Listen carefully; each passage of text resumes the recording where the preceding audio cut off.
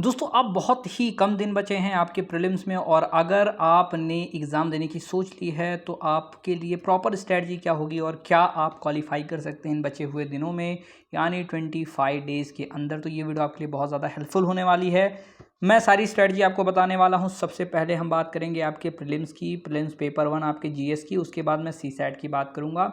Video ज़्यादा लंबी नहीं बनाऊंगा, 8 से 10 मिनट की ही वीडियो होगी क्योंकि आप लोगों का टाइम जो है वो बहुत ज़्यादा भी क्रूशियल है। So I don't want to waste any of your time because जितना टाइम आप यहाँ पर वीडियो देखने में लगाएंगे उतने में आप 2-4 क्वेश्चन सॉल्व कर लीजिए। Might be possible that you are going to crack at least 2 to 4 marks. तो यहाँ पे आपकी पॉसिबिलिटी होती है। सबसे पहली चीज़ हम बात करते हैं दोस्तों जीएस की स्ट्रैटेजी आपको क्या रखनी है। देखिए इन 25 दिनों में अब आपके पास कुछ नहीं बचा हुआ है और आप कुछ नहीं कर सकते हैं स्टैटिक के मामले में, क्योंकि पुराना चीज़ अगर आप पढ़ने जाएंगे, कुछ नई चीज़ पढ़ने जाएंगे तो वहाँ आपका कुछ होने नहीं वाला है। और 20 दिन, 25 दिन, 30 दिन, 1 महीने, 6 महीने, 10 महीने में कुछ नहीं होने वाला। एटलीस्ट 1.5 ईयर्स टू 2 ईयर्स आपको लगते हैं, यानी 1.5 साल आपको सिलेबस पूरा करने में और 6 महीने आपको कंप्लीट करने में रिवीजन लगता है। 2 साल की आपको एटलीस्ट प्रिपरेशन चाहिए होती है if you are a normal student like me and if you are a very extraordinary person who has many problem in recalling all those things and learning. तो अगर आप बहुत फास्ट लर्नर है, it might be possible that you complete your syllabus within 1 year, but I think that it is a kind of inhuman thing. अब बात करते हैं कि इन दिनों में क्या करना है, because your prelims is going to be started very soon and it is on 25 May scheduled on this date. So that's the reason why आपके पास अब बहुत कम टाइम बचा हुआ है। तो अब बात करते हैं कि करना क्या है। देखिए सबसे पहली चीज़ है डायरेक्ट सोर्सेज को हमें उठाना है जहाँ से आपके क्वेश्चंस आ रहे हैं।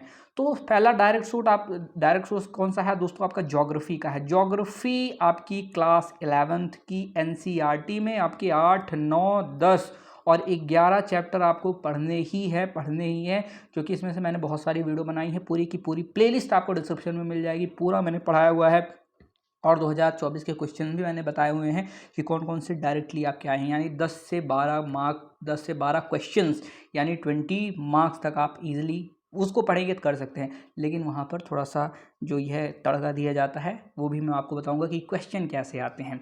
दूसरी स्ट्रैटेजी आपकी सीसैट की बात करता हूँ। पहले हम देखते हैं कि मैं जो कह रहा हूँ कि आपको कैसे डायरेक्टली मिलेगा। तो यहाँ पे देखिए आपका जो क्लाउड वाला है, ये देखिए ये आपके क्लाउड वाला क्वेश्चन डायरेक्टली आपको देखने को मिलेगा एनसीईआरटी से। लेकिन इसमें एक कैच होता है। कैच क्या होता है, 2024 में जो है ये आपका 2020 जो है 4 का जो आपके क्वेश्चन था उसमें जो आया हुआ था वो आपका डायरेक्टली हू बहू वही सेम चीज़ें आई हुई थी। और इधर आप देख सकते हैं ये जो क्वेश्चन पेपर है आपका दोस्तों, let me show you.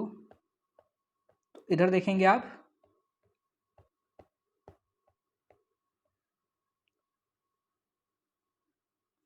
Just a minute. तो यहाँ पर आप देख रहे हैं ये आपका 2022 का है और 2022 के हम क्वेश्चन की बात कर रहे हैं। 2023 में भी आपका देखने को मिलेंगे बहुत सारे ऐसे क्वेश्चन। अभी मैंने 24 वाली लास्ट वीडियो में बनाया था 30 डेज वाले में, तो उसको भी आप देख सकते हैं। तो अब यहाँ पे आपकी स्ट्रैटेजी इसके लिए क्या होनी चाहिए, देखिए पहले कुछ क्वेश्चन मैं आपको सॉल्व करके दिखाऊंगा, फिर सीसैट की बात करेंगे। बहुत ज़्यादा टाइम नहीं लेना है, हमारे 3 मिनट हो चले हैं और आई थिंक दैट जल्दी कंप्लीट करेंगे। इसको मैं पॉज करता हूँ जल्दी से। तो यहाँ पे आप देख सकते हैं ज्योग्राफी में आपको किन बातों का ध्यान देना है, इस क्वेश्चन में आपको पता चल जाएगा। पहले तो आपके 24 में डायरेक्टली लाइन बाय लाइन आए हैं, उसको आप पढ़ लीजिएगा। लेकिन कुछ क्वेश्चन थोड़े से ट्रिकी भी हो सकते हैं, जैसे कि high clouds primarily reflect solar radiation and cool the surface. तो यहाँ पे कूल है, लेकिन बात तो सही है कि हाई क्लाउड जो होते हैं वो एल्बिडो इफेक्ट क्रिएट करते हैं, रिफ्लेक्ट करते हैं। लेकिन ये स्टेटमेंट गलत है। क्यों गलत है आगे देखते हैं। Low clouds have high absorption of infrared radiation, यानी आपके जो ज़मीन से रेडिएशन इंफ्रारेड जाती है उसको ये जो है एब्जॉर्ब करते हैं। और क्या करते हैं फिर, अगर एब्जॉर्ब करेंगे तो वार्म करेंगे। पर दोस्तों ये भी गलत है। क्यों? क्योंकि ये वार्म भी करते हैं और कूल भी करता है। ये वाला आपका कूल करेगा प्लस वार्म भी करता है। वार्म कैसे करेगा, ये भी तो ऑब्जॉर्ब करेगा नीचे वाले रेडिएशन को, और ये वार्म तो करता है, नीचे से ऑब्जॉर्ब करता है, लेकिन ऊपर से जो आ रही हैं आपकी रेज उनको रिफ्लेक्ट भी करता है, एल्बिडो इफेक्ट भी क्रिएट करता है। यानी कूल एंड वार्म दोनों करेगा, और इस वजह से ये स्टेटमेंट आपके दोनों गलत हैं। एक स्टेटमेंट प्योर लॉजिक बेस्ड मैं आपको बताता हूँ, आप उसको देख सकते हैं। और एक क्वेश्चन आपके इंटरनेशनल रिलेशन से देखेंगे जो बहुत ही ज़्यादा आपको लॉजिकल लगने वाला है। कैसे आप इसको सॉल्व करेंगे, देखिए BTBD is large refugee settlement in north west Kenya, यानी नॉर्थ वेस्ट केन्या में बीटीबीडी है। तो हमें पता नहीं है कि नहीं है, हमें नहीं पता, ठीक। फिर यहाँ पे नेक्स्ट में आएंगे, पहला हमें पता नहीं है, इसको ऐसे छोड़ देते हैं। फिर यहाँ पे आएंगे some people who fled from South Sudan war live in विधि विधि। हो सकता है कुछ लोग 10 20 30 50 लोग हो सकते हैं जो कि साउथ सूडान से चले गए होंगे विधि विधि में रहने के लिए, ये पॉसिबिलिटी है, इसमें ना नहीं कह सकते हैं। जैसे बांग्लादेशी आ गए, पाकिस्तानी आ गए, तो ऐसा भी हो सकता है वहाँ भी आए हों। Some people who fled from civil war in Somalia live in Dadaab refugee complex in Kenya, तो ये भी हो सकता है, इट माइट बी पॉसिबल। यानी हमारे ये जो स्टेटमेंट्स हैं दोस्तों, ये दोनों सही होने वाले हैं। और जब ये दोनों हमारे सही हमें लग रहे हैं तो यहाँ पे हमारे पास सिर्फ मैक्सिमम ऑप्शन कितने हैं, 2 हैं, यानी तीनों स्टेटमेंट सही नहीं हो सकती है। तो दैट्स द रीज़न वाई अगर हम 2-3 सही चुनते हैं तो हमारा एक ऑटोमेटिकली गलत हो जाएगा, क्योंकि एक का ऑप्शन ही नहीं है। और वैसे ये पूरा फैक्चुअल बेस्ड है, तो फैक्ट में जो चीज़ें होती हैं वो गलत होती हैं। ये बात हो गई। अब चलिए जल्दी से चलते हैं हम कॉम्प्रीहेंशन की तरफ, क्योंकि 8 मिनट में ही आपको बताना है। कॉम्प्रीहेंशन की बात करता हूँ दोस्तों, तो जिनको इंग्लिश बिल्कुल भी नहीं आती उनके लिए मैं बताता हूँ। पहले आप ये पहला वाला जो पैसेज है वो पढ़ लीजिए, 2023 का है। थोड़े से हार्ड इसमें आए हुए थे, पर मैं हार्ड चीज़ों से ही आपको बताऊंगा।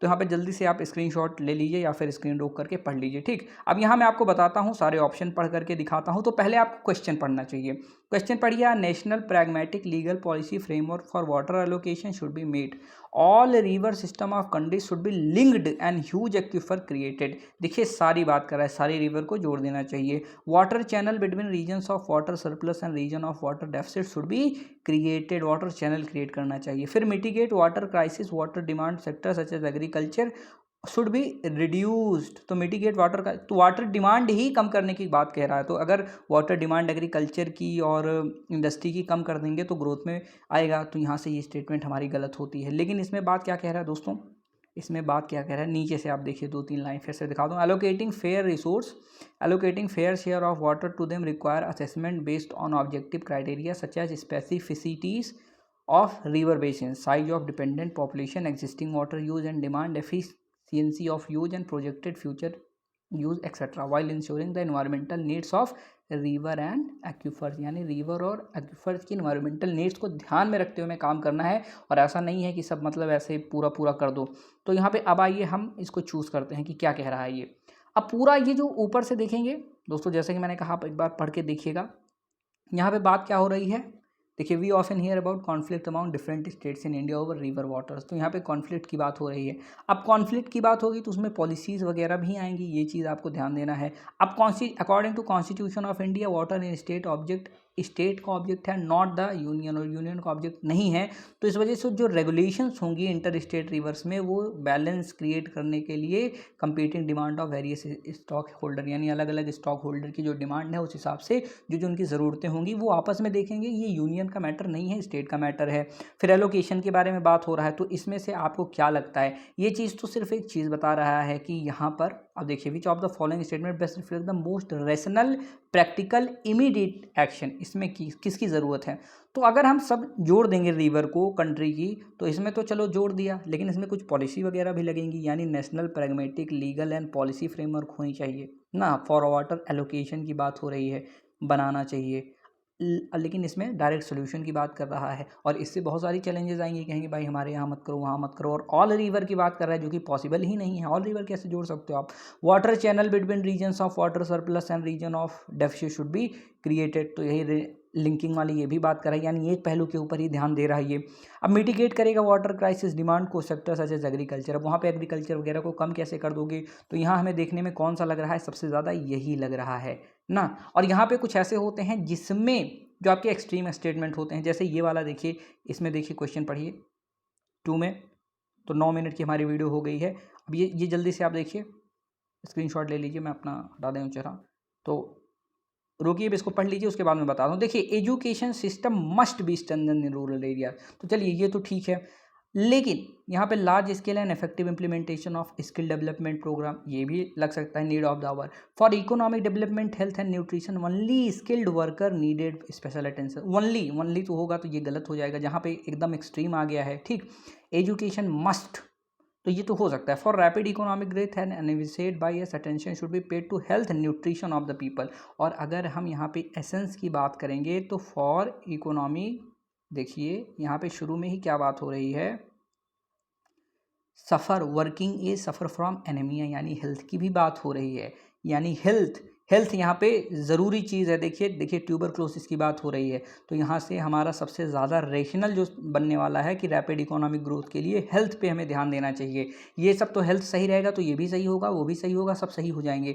तो ऐसे ही आपको चीज़ों को ध्यान देना है और जल्दी मैं बताऊँगा, आप कमेंट करके ज़रूर बताइए, क्योंकि 8 मिनट मुझे ऐसे ही बनाना था।